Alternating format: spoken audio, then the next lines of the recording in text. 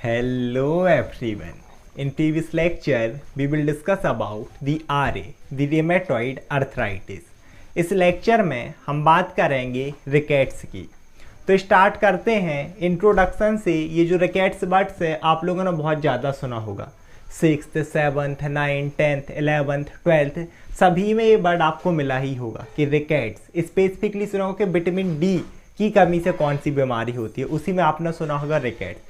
या फिर हिंदी में अपने से बोला ना तो सुखंडी होना, जैसे होता है ना कि कुछ बच्चे हैं एकदम उन्हें सुखंडी हो गई है, बिल्कुल एकदम हड्डियां बिल्कुल सूखी रूखी हैं, इंसान ऐसे लग रहा बिल्कुल जैसे जिंदा लाश हो, स्केलेटन खड़ा हो, तो वही कंडीशन है। इसे स्टार्ट करते हैं इंट्रोडक्शन से। So it is the childhood disorder that mainly affect the children. ये क्या करता है, इसे हम चाइल्डहुड डिसऑर्डर का एक टाइप है। चाइल्डहुड डिसऑर्डर मतलब ऐसे डिसीज या डिसऑर्डर जो मेनली चाइल्ड को अफेक्ट करें, तो ये भी चिल्ड्रंस को ज़्यादातर अफेक्ट करता है।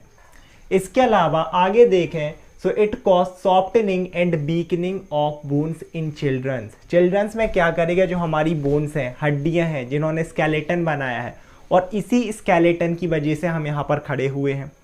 सिंपल सी बात है, मूवमेंट परफॉर्म हो रहे हैं।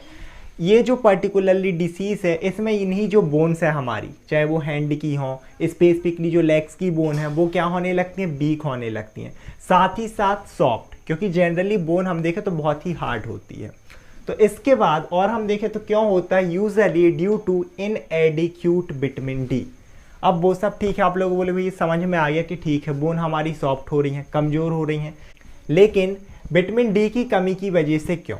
तो इसमें बहुत ही सिंपल सा रीज़न है, अपन पहले से ही पढ़ते आ रहे हैं 6th, 7th, 9th, 10th, 11th, 12th कि हमारी जो बोन है उसमें कौन सा मिनरल प्रेजेंट होता है, कैल्शियम फॉस्फेट। मीन्स कैल्शियम और फॉस्फेट दोनों चीज़, और यही जो विटामिन डी है हमारी बॉडी में कैल्शियम और फॉस्फेट दोनों के एब्जॉर्बसन के लिए बहुत ज़्यादा ज़रूरी है। तो हम जो भी डाइट खा रहे हैं, कैल्शियम और फॉस्फेट का एब्जॉर्बसन तभी अच्छा होगा जब विटामिन डी प्रॉपर अमाउंट में है, और अगर उनका एब्जॉर्बसन अच्छा होगा तो वो हमारी बोन्स में जाएंगी, मिनरलाइजेशन होगा बोन में, और बोन हो जाती हैं हार्ड। क्योंकि अगर इसी की डेफिशिएंसी है, हमारा जो एब्जॉर्बसन है कैल्शियम और फॉस्फेट का वो प्रॉपर नहीं होगा हमारी बॉडी में, ना ही वो बोन के अंदर जाएगा, और बोन हमारी सॉफ्ट और वीक हो जाएंगी। इसके बाद और आगे देखें, अगर हम कंटिन्यू करें, so causing the bones too weak, जो अपन ने पहले देखा, बोन एक तो वीक हो जाएंगी। दूसरी चीज went and more easy to broke, या फिर आप बोल सकते हो फ्रैक्चर, कि बोन्स वीक हो गई हैं। साथ ही साथ बेंड होना, एकदम ना आप छोटे छोटे बच्चे तो उनमें बोन लखने ही लगती हैं, हमारे पैर की स्पेसिफिकली वेट की वजह से, क्योंकि सॉफ्ट है, वीक है और वेट पड़ रहा तो बोन कहीं ना कहीं बेंड होने लगेंगी, है ना।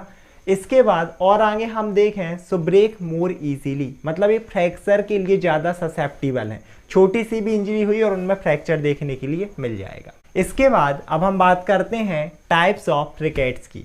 तो मेजर दो क्लासिफिकेशन होते हैं, एक हम देखें तो फॉस्फोपेनिक रिकेट्स, इसके अलावा एक होता है कैल्सीपेनिक रिकेट्स, बट और भी कुछ टाइप है, हम सभी को देखेंगे। सबसे पहले हम देखते हैं फॉस्फोपेनिक रिकेट्स को। तो बट को तोड़ो, फॉस्फो मतलब फॉस्फेट और पैनिक निकला पीनिया से, पीनिया का मतलब होता है डेफिशिएंसी। तो ये कैसा टाइप होगा रिकेट्स का, this is due to deficiency, या फिर आप बोल सकते हो डिक्रीज अमाउंट ऑफ फॉस्फेट। अगर उसकी कमी है वो बोन्स में नहीं जाएगा, मिनरलाइजेशन नहीं होगा और बोन्स वीक हो जाएंगी। इसीलिए हमने इसे एक और नाम दिया हाइपोफॉस्फेटेमिक रिकेट्स। हाइपो मतलब कम, फॉस्फो मतलब फॉस्फेट, और टैमिक मतलब वही ब्लड में किसका लेवल कम है तो बोन में भी कहीं ना कहीं कम हो जाएगा।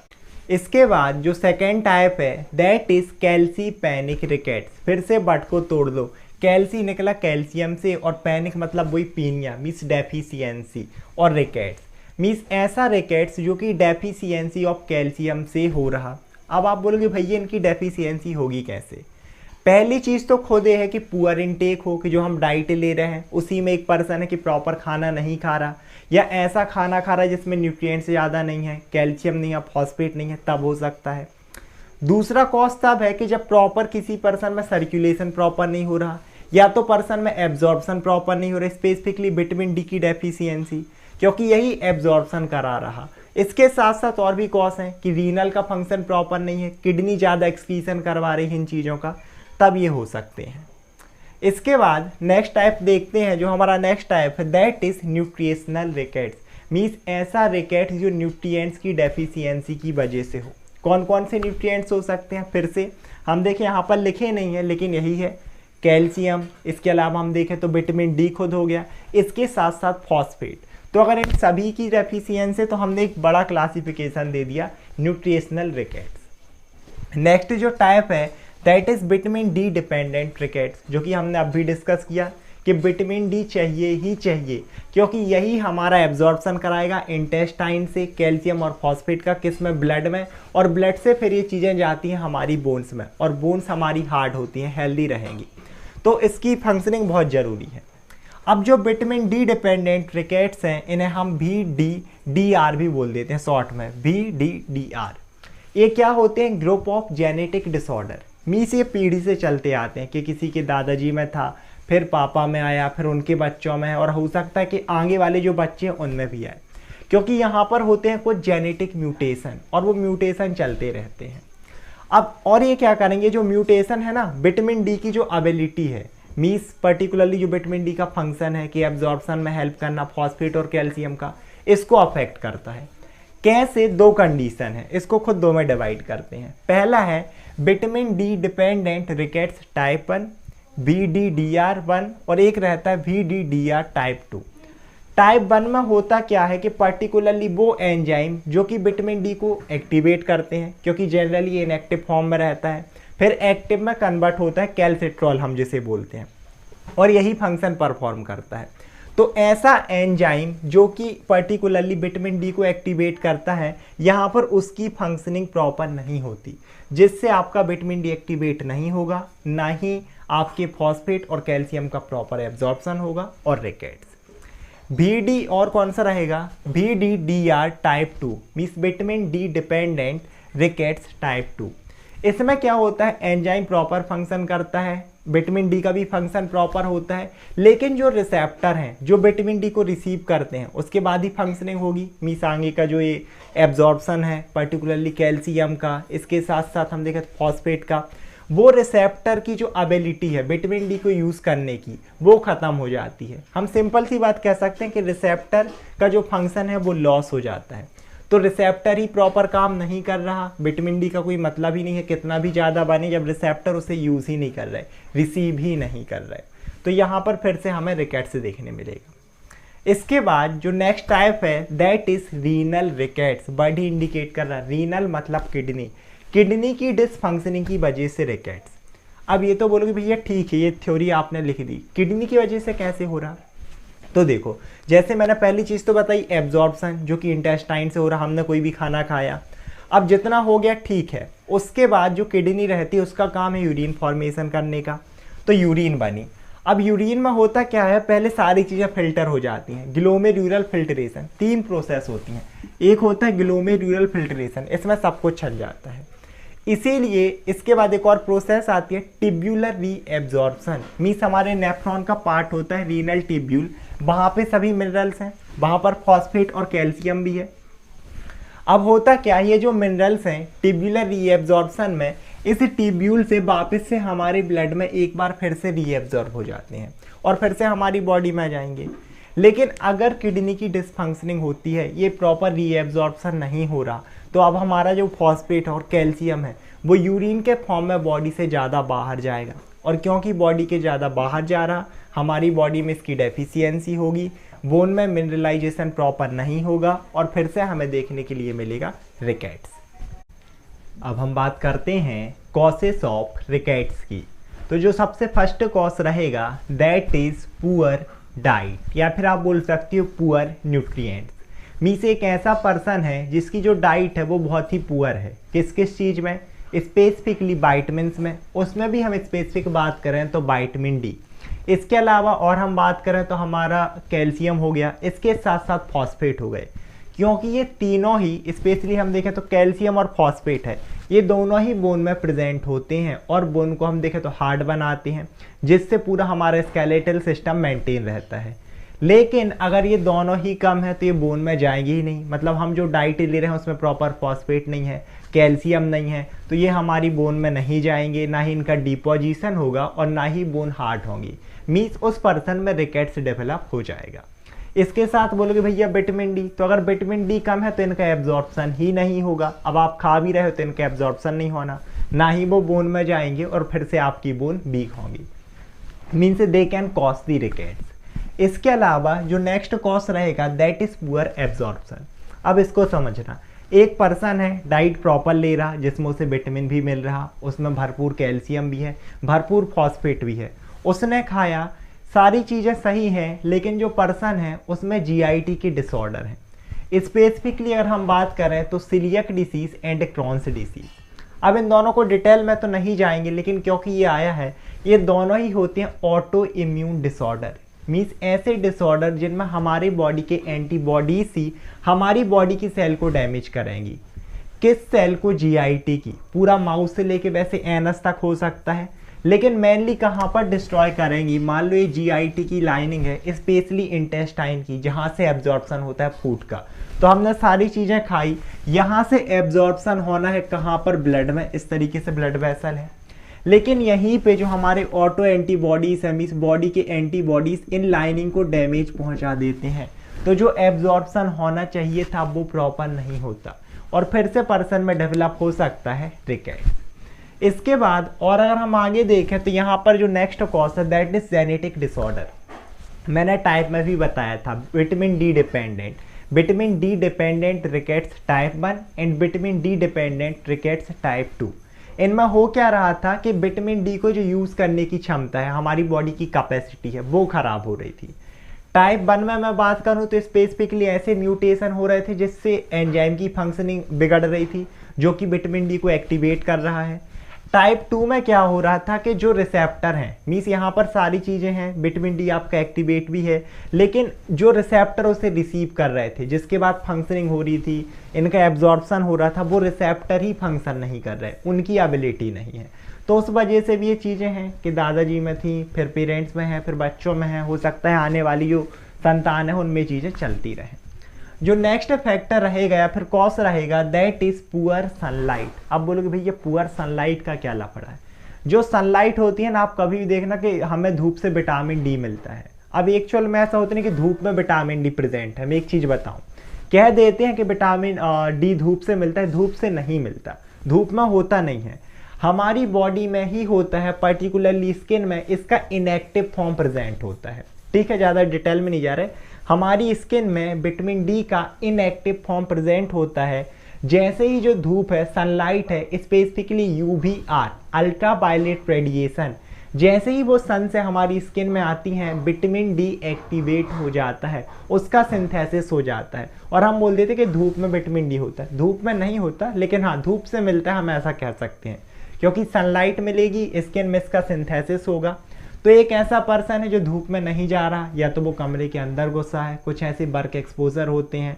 इसके साथ साथ और हम देखें तो पर्दा सिस्टम है, बुरखा है, तो अगर इससे पूरी बॉडी कवर है तो उसमें भी होता है, आपको सनलाइट कम मिली और विटामिन डी का प्रॉपर सिंथेसिस नहीं हुआ, इसकी लैक, कैल्शियम और फॉस्फेट का एब्जॉर्प्शन प्रॉपर नहीं होगा, ये बोन को नहीं मिलेंगे, बोन से आपकी weak, means person can develop rickets.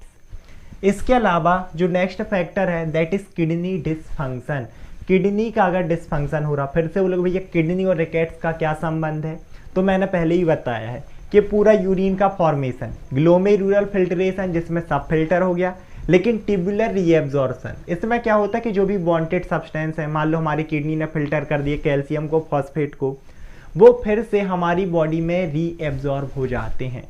लेकिन अगर किडनी का डिसफंक्शन है तो ये रीएब्जॉर्प्शन नहीं होगा, और हमारी जो किडनी है वो ज़्यादा अमाउंट में फॉस्फेट और कैल्शियम को यूरिन के थ्रू हमारी बॉडी से बाहर कर देंगी, और person again can develop rickets. इसके बाद और मैं अगर बात करूं तो जैसे कि यहाँ पर एक बहुत ही इंपॉर्टेंट फैक्टर जो कि बहुत सारे डिसीज़ का कॉज हो सकता है that is socio economic factors. Means एक पर्सन है, मतलब आप बोल सकते हो कि एक पर्सन है जो पुअर कंडीशन में, उसकी जो हम बोलते हैं ना कि इनकम बहुत अच्छी नहीं है, जिस वजह से जो डाइट है वो कहीं ना कहीं पुअर है, ना ही मतलब वो फ्रूट्स खा पा रहे हैं, और उनका जो खाना है वो बहुत ज़्यादा अच्छा नहीं है, मीन्स जो डाइट है वो हेल्दी नहीं है, तो उनमें कहीं ना कहीं ये चीज़ें डेवलप होने के ज़्यादा चांसेस हैं।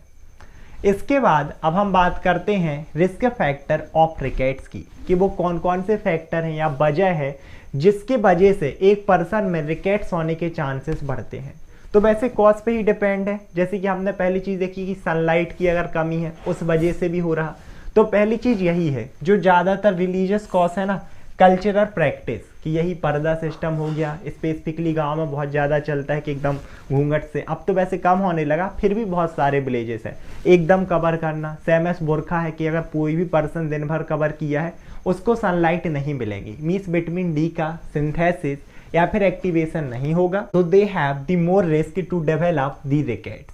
इसके बाद और अगर हम बात करें तो डार्क स्किन पिगमेंटेशन, जिनकी भी स्किन डार्कर होती है इस तरीके, जैसे कि मेरी है या और भी लोगों की, अपन बोलते हैं ना कि यार तुम्हारा रंग थोड़ा सा सांवला है, तो जितनी ज़्यादा डार्क स्किन होती है उनमें रिकेट्स होने के चांसेस उतने ज़्यादा हाई। तो ये बहुत लफड़ा हो गया भाई यहाँ पर। हाँ, जो लोग एकदम बिल्कुल भूरे हैं साफ रंग के, उनके लिए बड़ी अच्छी चीज़ है, एकदम खुश हो गए होंगे। तो इसका बोलोगे भैया रीज़न बताओ कि क्यों हो रहा।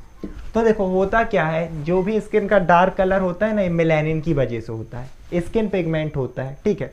ये हमारी स्किन को डार्क कलर, आप बोल सकते हो ब्लैक कलर ज़्यादा जो होती है ना, वो प्रोवाइड करता है। अब बोलोगे इसमें क्या रीजन है, रीजन है क्या होता है, जो हमने देखा कि विटामिन डी का सिंथेसिस होगा वो यूवीआर से होता है, सनलाइट से, लेकिन ये जो मेलानिन होता है पिगमेंट, ये उस चीज़ को एब्जॉर्ब कर लेता है ना। तो अब जिसका कलर डार्क है उसमें पिगमेंट ज़्यादा है, तो ये पूरी ज़्यादा से ज़्यादा सनलाइट को, यूवीआर को खुद ही एब्जॉर्ब कर लेगा, और वो सनलाइट इसमें यूज़ नहीं हो पाएगी, किसमें, सिंथेसिस ऑफ विटामिन डी में, इसीलिए उनमें रिकेट्स होने के चांसेस ज़्यादा। जबकि जो लाइट कलर के लोग हैं, एकदम गोरे लोग हैं, उनमें इसका पिगमेंट कम है, अब ये ज़्यादा एब्जॉर्ब नहीं कर पाएगा यूवीआर को। जो पूरा यूवीआर है या सनलाइट है वो विटामिन डी के सिंथेसिस में यूज़ हो रहा, तो यहाँ पर गोरे लोग बड़े खुश हो गए होंगे। लेकिन इन डार्क जो पिगमेंट वाले लोग हैं, ऐसे हम लोग हैं, एक फ़ायदा भी है कि यही जो यूवीआर है कई बार कैंसर कॉज कर सकती हैं, तो डार्क लोगों में कैंसर होने का रिस्क कम होता है क्योंकि मेलानिन एब्जॉर्ब कर लेगा। लेकिन जो गोरे लोग हैं उनमें इसकी होने के, कैंसर होने के चांसेस बहुत ज़्यादा होते हैं, क्योंकि मेलानिन वैसे ही कम है, वो एब्जॉर्ब करेगा नहीं। सीधे सीधे अगर बहुत ज़्यादा यूवीआर के एक्सपोजर में आप हो तो आप कैंसर के रिस्क में कहीं ना कहीं आते हो। इसके बाद और आगे देखते हैं, हमारा जो next risk factor that is family history, वही जेनेटिक्स वाला, कि अगर आपके पेरेंट्स में है ना vitamin D dependent type 1 and type 2, तो कहीं ना कहीं आप भी एक बहुत ज़्यादा रिस्क में हो, या अगर आपके दादा में भी है, मान लो आपके पेरेंट्स में नहीं है, तब भी आप में एक रिस्क है कि वो म्यूटेशन आप में आ सकता है। इसके बाद जो नेक्स्ट फैक्टर है दैट इज जीआईटी डिसीज या डिसऑर्डर, अगर पर्सन में जीआईटी के डिसऑर्डर हैं, चाहे वो इंटेस्टाइन में अल्सर्स हो गए, है ना, इसके साथ स्पेसिफिक कुछ डिसीज़ की हमने बात की, क्रॉन्स डिसीज़ है, सीलियक डिसीज़ है, या इंटेस्टाइन की और भी कोई डिसीज़ कि वहाँ पर कट हैं, अल्सर्स हैं, जिसकी वजह से आपका एब्जॉर्प्शन प्रॉपर नहीं हो रहा, तो फिर से पर्सन में रिकेट्स होने के चांसेस बहुत ज़्यादा हैं। इसके बाद जो एक और चीज़ है पुअर एक्सपोजर टू सनलाइट, वही जो अपन ने पहले कवर किया था कि अगर आपको सनलाइट नहीं मिल रही है, यूवीआर नहीं मिल रही है, जो स्किन में विटामिन डी का सिंथेसिस है वो कम हो जाएगा, और अगर बिल्कुल भी नहीं जा रहे तो वो नहीं ही होगा, और पर्सन में फिर से रिकेट्स होने के चांसेस बहुत ज़्यादा हो जाते हैं। अब हम बात करते हैं सिम्टम्स ऑफ रिकेट्स की, कि पर्टिकुलरली अगर किसी भी एक पर्सन में रिकेट्स है, वैसे पर्सन ना कह के हम कह सकते हैं किसी भी एक बच्चे में, क्योंकि हमने पहले ही देखा कि it mainly affect the childs या फिर चिल्ड्रंस, और कितनी एज के, 3 मंथ्स टू 18 मंथ्स, 3 महीने से लेकर 18 महीने तक के जो बच्चे होते हैं, they are at the higher risk, mainly इन्हीं को अफेक्ट करता है। तो उन चिल्ड्रंस में, उन बच्चों में हमें क्या क्या सिम्टम्स देखने मिलेंगे। पहला जो सिम्टम्स है that is bone pen and tenderness, तो जॉइंट पेन तो आपने बहुत सुना, घुटने का दर्द है, यहाँ पर रिस्ट में दर्द है, यहाँ पर मेनली बोन्स में पेन होता है। इसके साथ साथ टेंडरनेस, वहाँ पर एक सॉफ्टनेस रहेगी, और कहाँ कहाँ पर स्पेशली हम बात करें तो लेग्स में। इसके साथ साथ पेल्विक का रीजन है और स्पाइन, यहाँ की जो बोन्स है वहाँ पर पेन भी मिलेगा, साथ ही साथ टेंडरनेस। इसके बाद जो नेक्स्ट सिम्टम्स है that is delayed growth and motor development, पहली चीज़ उसकी जो ग्रोथ है वो थोड़ी सी डिले हो जाएगी, है ना, जैसे बहुत सारी चीज़ है, हाइट का आप देख सकते हो, इसके साथ साथ कुछ मोटर डेवलपमेंट होती है कि बच्चे में एक समझने की क्षमता जाती है ना, कि जो मम्मी पापा का एनवायरनमेंट समझ में आ जाता है कि वो जैसे ही अपने मम्मी पापा को देखा खुश हो जाएगा, अनजान लोगों को एक्सप्रेशन नहीं दे रहा, लेकिन जैसे उसके मम्मी पापा आए, दादा दादी आए, उनको देख के एक स्माइल करने लगता है ना। इसके साथ साथ हम देखें कुछ ग्रोथ आती है कि बच्चा क्लॉरिंग ऐसे करके ना चलने लगता है, पलटने लगता है, लेकिन उनमें सारी चीज़ें डिले रहेंगी कि एकदम ना ही वो पलट पा रहे हैं खुद से, ना ही चल पा रहे हैं इस तरीके से। इसके बाद आगे देखें जो नेक्स्ट सिम्टम्स है दैट इज स्केलेटन डिफॉर्मिटीज। जो हमारा पूरा स्केलेटन सिस्टम है नॉर्मली, जिसने हमारे पूरे बॉडी पोस्चर को मेंटेन करके रखा, जो वॉकिंग में हेल्प कर रहा है ना, जो एनाटॉमिकल पोजीशन है, इनमें डिफॉर्मिटीज होती हैं। कौन कौन सी हो सकती हैं? पहली चीज़ है बो लेग। अब बोब्ड लेग में क्या होता है, बोब्ड लेग को सीधे बोल दो झुकी हुई टांगे, जैसे हमारी सीधे हैं लेकिन उनमें वजन की वजह से ऐसे टांगे जैसे मैं हैंड से करके दिख रहा हूँ वो एकदम झुक जाएंगी, है ना, एकदम आप लॉकिंग ऑफ नी भी बोल सकते हो, पास पास आ गए। क्यों हो रहा? क्योंकि बोन में ताकत ही नहीं है, मिनरलाइजेशन नहीं है, विटामिन डी नहीं है, कैल्शियम नहीं है, फॉस्फेट नहीं है। इसके बाद दूसरी चीज़ है थिकेंड रिस्ट एंड एंकल। जो रिस्ट है और नीचे एंकल एकदम यहाँ पर थिकनेस देखने के लिए मिलेगी। आप लोग बोलोगे भैया क्यों? ये तो हमें समझ में आ गया कि लेग क्यों झुक गए, क्योंकि मिनरल्स नहीं थे। अभी थिकेंड क्यों हो रहा, उसका भी रीज़न यही है। पहली चीज़ तो मिनरल नहीं है, उसके साथ साथ स्पेसिफिकली जब ये मिनरल नहीं मिलते हैं तो जो हमारी बोन है ना, इसके एंड पर, क्योंकि यहाँ जॉइंट ही है, तो वहीं पर हमारी प्रेजेंट होती है बोन्स में ग्रोथ प्लेट, और उनका यहाँ पर एबनॉर्मल डेवलपमेंट होने लगता है, एक आउटबर्थ ग्रोथ मिलती है किसकी? इसकी ग्रोथ प्लेट की, और जो बोन का वहाँ का पार्ट है मेटाफिसिस, इस वजह से यहाँ पर थिकनेस देखने मिलेगी। इसके अलावा और स्केलेटन डिफॉर्मिटीज़ की बात करें तो प्रोट्रूडिंग ब्रेड्स बोन, या फिर आप बोल सकते हो पिगन चेस्ट। अब बोलोगे पिगन चेस्ट क्यों बोल रहे भैया? पिगन का मतलब होता है एक पक्षी, जो आपने देखा होगा एकदम उसकी चेस्ट बाहर की तरफ निकली होती है। सेम ऐसे इसमें यही होता है इस कंडीशन में कि जो बच्चे हैं उनकी अगर हम बात करें तो ब्रेस्ट बोन, एक चीज़ ध्यान देना, मैं बोल रहा हूँ ब्रेस्ट बोन, चेस्ट नहीं। चेस्ट की अगर हम बात करें, चेस्ट बोन की, तो उसमें पूरा स्टर्नम, रिबकेज, पूरी कैविटी इंक्लूड होती है, लेकिन सिर्फ यहाँ पर हम बात कर रहे हैं ब्रेस्ट बोन, मीन्स जो स्टर्नम बोन है वो बाहर की तरफ निकली हुई होती है, एकदम पिगन जैसे। दैट्स वाई हम इसे बोलते हैं पिगन चेस्ट। इसके अलावा और हम देखें तो सॉफ्टनिंग ऑफ स्कल, यहाँ पर इस तरीके से आप देखें। इसके साथ साथ फ्लैटनिंग, स्कल एकदम फ्लैट टाइप का होता है, ऐसा नहीं कि ऊपर नीचे, एकदम फ्लैट टाइप का। इसके साथ साथ बहुत ही सॉफ्ट रहेगा कि आप छू रहे तो आपको लगे यार मेरी उंगली ही अंदर न चले जाए। इसके बाद आगे देखें तो जो नेक्स्ट सिम्टम है दैट इज मस्कुलर वीकनेस। अब फिर से बोलोगे भैया डिसीज बोन का है, मसल वीकनेस क्यों? क्योंकि अगर डेफिशिएंसी ऑफ विटामिन डी है ना, अगर विटामिन डी की डेफिशिएंसी है, कैल्शियम और फॉस्फेट एब्जॉर्ब ही नहीं हो रहे। अब ये एब्जॉर्ब ही नहीं हो रहे तो बोन को तो नहीं मिल रहे, साथ ही साथ ये मसल में भी नहीं मिलेंगे। और मसल के कॉन्ट्रैक्शन में मैंने एक्साइटेशन कॉन्ट्रैक्शन कपलिंग पढ़ाई है, कैल्शियम आयंस का बहुत ज़्यादा रोल होता है, बिना कैल्शियम के स्केलेटल मसल कॉन्ट्रैक्ट नहीं हो सकती। तो इन्हीं की वजह से यहाँ पर मस्कुलर वीकनेस, और अगर मस्कुलर वीकनेस है तो इंसान थक जल्दी जाएगा, so it result in fatigue. इसके साथ साथ अगर मसल ही काम नहीं कर रही तो कोई पर्सन जो वॉकिंग हमने देखा था क्रॉलिंग, बच्चा चल ही नहीं पाएगा। इसके बाद आगे सिम्टम्स की बात करें तो muscle cramps and muscle spasm. Severe case में muscle cramps means involuntary muscle की कॉन्ट्रैक्शन, जो कि पेनफुल भी होते हैं, हम चाहते नहीं है, कई बार आपने भी महसूस किया होगा एकदम मसल वहाँ की टाइट हो गई, इस तरीके की कंडीशन। इसके बाद अब हम देखते हैं कॉम्प्लिकेशन ऑफ रिकेट्स, क्या क्या सीवियर प्रॉब्लम हो सकती हैं। पहली जो चीज़ है that is permanent skeleton deformity. अगर इस कंडीशन को ट्रीट नहीं किया तो परमानेंट स्केलेटन डिफॉर्मिटी, चाहे वो यहाँ पर हम देखें तो पिगन चेस्ट हो, बोब्ड लेग हो, इसके अलावा हम देखें तो थिकेंड रिस्ट एंड एंकल, तो ये परमानेंट हो सकते हैं। और अगर ज़्यादा हो तो फिर दिक्कत ही है कि सर्जरी कराना, उसमें भी फिर सर्जरी कराओ, उसका भी एक अलग रिस्क, तो ये बहुत ज़्यादा कॉम्प्लिकेशन है। इसके बाद और अगर हम चीज़ देखें तो शॉर्ट स्ट्रेचर। अब शॉर्ट स्ट्रेचर में क्या होता है कि पर्सन की जो हाइट है वो ज़्यादा नहीं बढ़ेगी। बोलोगे भैया क्यों? क्योंकि लोड ही बढ़ रहा, एक तो ग्रोथ हो नहीं रही है, ऊपर से बो लेग्ड में पर्सन जा रहा, तो कहीं ना कहीं हाइट पर्सन की डिक्रीज एक एवरेज से। इसके साथ साथ आगे देखें तो इंक्रीज रिस्क ऑफ फ्रैक्चर, क्योंकि बोन वीक है वैसे ही झुकी जा रही हैं। अगर एक छोटा सा भी उस बच्चे को, या फिर अगर वो आगे जाके अडल्ट भी बनता है तो उनमें बहुत ज़्यादा हाई रिस्क ऑफ फ्रैक्चर होता है। छोटी सी चोट से भी उनकी बोन में क्रैक आ सकता है, बोन फ्रैक्चर हो सकती है। अब हम बात करते हैं डायग्नोसिस ऑफ रिकेट्स की, कि पर्टिकुलरली हम कैसे पता कर सकते हैं कि एक पर्सन है, एक पेशेंट है, यूजुअली ये चाइल्ड्स को अफेक्ट करता है, तो एक बच्चा है, उस पर्सन में रिकेट्स है। हाँ, ये चीज़ हो सकती है कि अगर उस पर्सन ने उसका ट्रीटमेंट नहीं लिया तो फिर जो रिकेट्स है वो बच्चे से अब किस में हो जाएगा, अडल्ट में। तो किसी एक पर्सन में हम कैसे पता करें कि रिकेट्स ही है या फिर उसे कोई और डिसीज या फिर डिसऑर्डर है।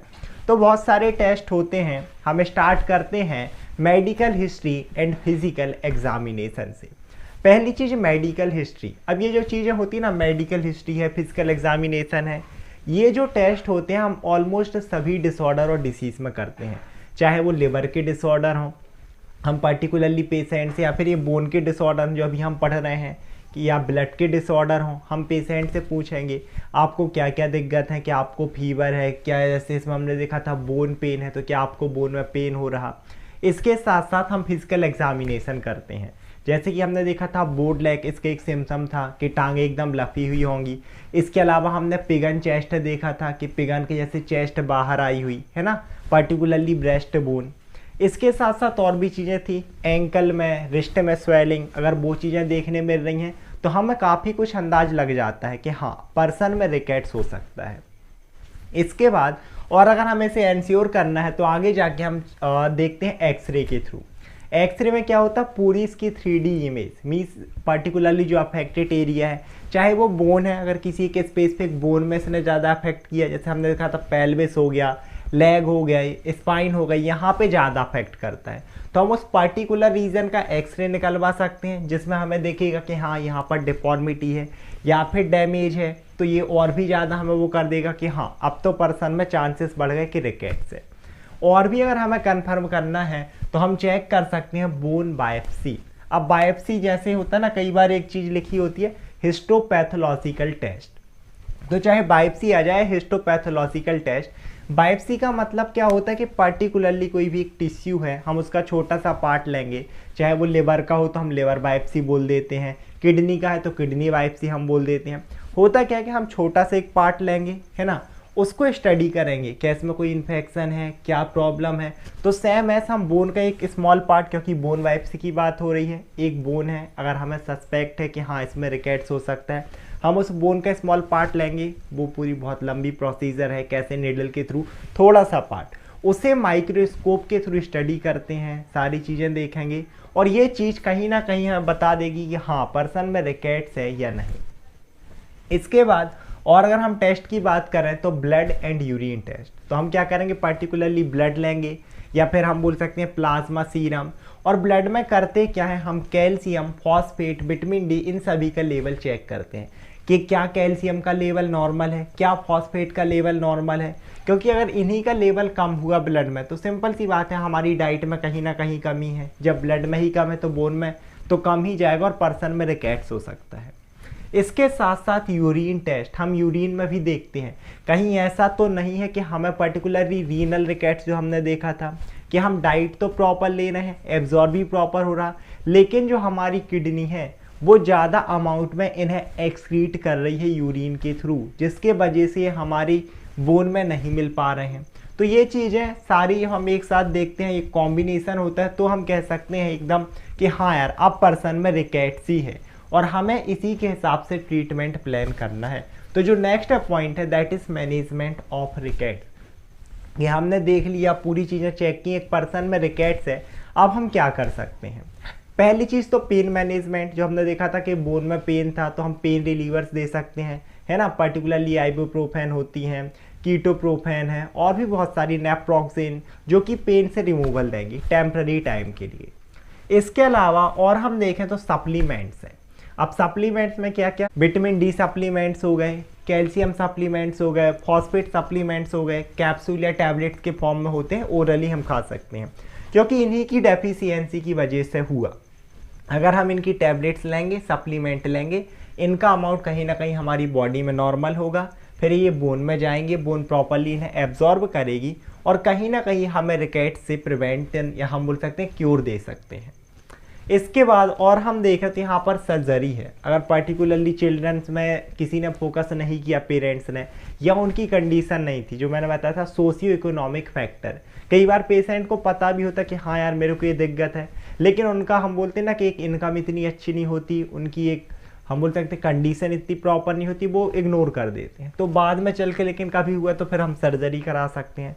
जो भी एबनॉर्मल कंडीशन थी, डिफॉर्मिटी थी, जैसे हमने देखा था बोन की जो ग्रोथ प्लेट थी उसकी वाइडनिंग हो रही थी, उस वजह से यहाँ पर स्वेलिंग थी, तो इन सारी चीज़ों में सर्जरी। इसके अलावा रिकेट्स में जो बहुत इंपॉर्टेंट रोल होता है दैट इज़ फिजियोथेरेपी का।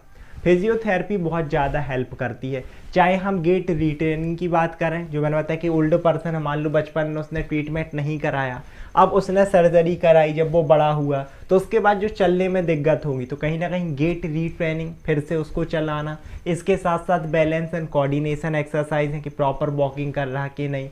इसके अलावा और अगर हम बात करें तो पोस्टरल करेक्शन है कि पर्टिकुलरली जो हमने देखा था कि स्पाइन में कर्वेचर अगर आ रहे हैं तो उस चीज़ को प्रिवेंट करने के लिए पोस्टरल करेक्शन, इसके लिए कुछ एक्सरसाइज होती हैं। इसके साथ और हम देखें तो स्ट्रेंथनिंग एक्सरसाइज, ऐसी पर्टिकुलरली एक्सरसाइज जो स्ट्रेंथ को टारगेट करेंगी, क्योंकि एक सिम्टम्स हमने देखा था मस्क्यूलर वीकनेस, मसल वीक हो रही थी कैल्शियम और विटामिन की डेफिशिएंसी की वजह से, तो एक तो हम सप्लीमेंट देंगे ताकि वो हमारी बॉडी में जाए, साथ ही साथ स्ट्रेंथनिंग एक्सरसाइज, ऐसी एक्सरसाइज परफॉर्म कराएंगे जिससे इनकी स्ट्रेंथ बढ़े। जैसे होता है ना पुशअप्स हमने कराई तो कहीं ना कहीं स्ट्रेंथ बढ़ेगी। इसके बाद और हम देखें तो स्ट्रेचिंग एक्सरसाइज। बुर्ग भैया स्ट्रेचिंग क्यों? इसमें होता है कि अगर हम सॉफ्टली स्ट्रेचिंग करते हैं तो एक सिम्टम्स हमने देखा था मसल स्पाज्म, तो जो मसल स्पाज्म था या जो क्रैम्प्स थे, अगर हम स्ट्रेचिंग करते हैं तो उन चीज़ों से हमें रिलीफ मिलता है। अब आप बोलोगे भैया ठीक है, हमें पूरा रिकेट समझ में आया, इंट्रो समझ में आया, टाइप समझ में आए, सिम्टम्स, कॉम्प्लिकेशन, यहाँ तक डायग्नोसिस, मैनेजमेंट, लेकिन हमें ये कराना ही नहीं है, हम प्रिवेंट कैसे करें? तो इसके अच्छे प्रिवेंशन हमारे पास हैं। पहली चीज़ proper vitamin D and healthy diet अगर आप लेते हो तो आपके अंदर इनकी डेफिशिएंसी नहीं होगी और आप इससे बच सकते हो। दूसरी चीज़ सनलाइट लेना, क्योंकि अगर आप डाइट ले भी रहे हो, सनलाइट प्रॉपर नहीं ले रहे हो तो विटामिन डी का प्रॉपर सिंथेसिस नहीं होगा, तो ये चीज़ें। इसके साथ साथ अगर जैसे प्रेगनेंसी में, क्योंकि इन्फेंटाइल मैंने पहले ही बताया 3 मंथ से लेकर 18 मंथ तक, तो इन्फेंट जो न्यूबॉर्न बेबी रहते हैं उनमें बहुत ज़्यादा चांसेस होते हैं डेवलप होने के। तो क्या होना चाहिए, पर्टिकुलरली मदर को प्रेगनेंसी के टाइम से ही विटामिन डी, कैल्शियम के सप्लीमेंट, आंगनबाड़ियों में स्पेसिफिकली मैं गांव की बात करूँ तो ये चीज़ें मिलती हैं। आयरन की टैबलेट्स हो गई, क्योंकि आयरन डेफिशिएंसी, एनीमिया होने के चांस बहुत ज़्यादा होते हैं। विटामिन हो गया, कैल्शियम हो गई, इन सभी की टैबलेट्स मिलती हैं, स्टार्टिंग से ही मिलने लगती हैं। तो आप प्रॉपर एकदम 9 महीने का होता है ना, पूरा इसका कोर्स लें। इसके साथ साथ आगे भी जब प्रेगनेंसी होगी, इन्फेंट्स मतलब न्यूबॉर्न बेबी, जब तक आप बच्चे को मदर मिल्क पिला रहे हैं तब तक आपको सप्लीमेंट्स और एक हेल्दी डाइट लेनी चाहिए, क्योंकि कहीं ना कहीं मिल्क के थ्रू वो चीज़ें आपके बच्चे में जा रही हैं। अगर आप ही प्रॉपर नहीं लोगे तो बच्चे में नहीं जाएंगी। तो ये सब इसके प्रिवेंशन है, आप इस तरीके से इससे बच सकते हो। तो it's all about the rickets. I hope आप लोग को वीडियो समझ में आया होगा। अगर वीडियो समझ में आया है तो वीडियो को लाइक करें, शेयर करें और साथ ही साथ चैनल को सब्सक्राइब करें। Thanks for watching.